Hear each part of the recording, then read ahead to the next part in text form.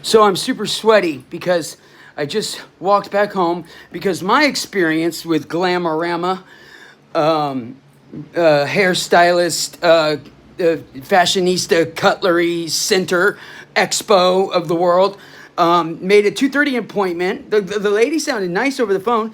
I got there at 2:30 and she's like, "Oh, I tried to give you get a message to you. They're not going to be here until like 2:50." She said 2:50, right? And I'm like, "Okay, well, do you want to just do tomorrow?" And she's like, "Okay, we can do tomorrow." And I'm like, "All right, I can just do it. I can do it. I can do 2:30. I mean, a 3 or 2:50." And she goes, "Okay, why don't you just do that?" So she goes kind of oddly. She goes, you'll be all right, like that. Like, but you'll be all right. I'm like, I'll be all right. What does that even mean?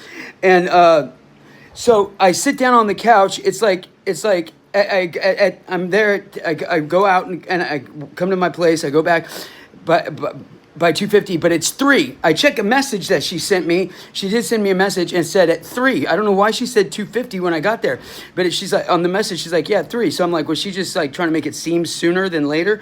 So I get there at 2:50 and it's wait until 3. At 3, I thought it was my barber. Some guy kind of waves at me, but she tells me to sit down in the chair as if I'm like taking up like space. Like she's kind of, I haven't had a haircut at a stylist. I've been homeless and I'm getting my shit together. And so I was like up at the desk, like, hey, like, like I didn't know to go in the back or what. And she's like, why don't you just have a seat? And there's a couch behind me. Why don't you have a seat? Like, kind of like I'm, a dipshit. Like I don't know the protocol, but I told her I haven't done this in a long time. I'm a little nervous.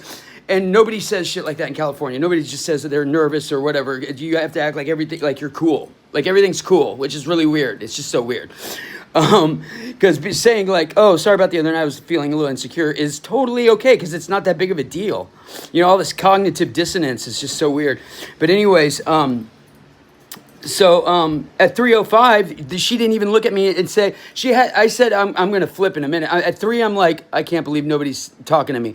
And at 3:05, she hadn't looked at me and said, I don't know what's going on. Let me go check on him. Nothing. Just like avoiding eye contact. So I just got up and said, well, fuck you guys, and left. Because I mean, the attitude, like I'm just so weird. Like, yeah, even California has eccentrics. It's called people who fucking get real with themselves and know how to talk the honest talk with their inner man, okay? So I'm sorry, like, if you guys want to placate, like, everything's fine, but we're all on drugs here. There's violence everywhere. Nobody's not nervous or insecure ever. Later.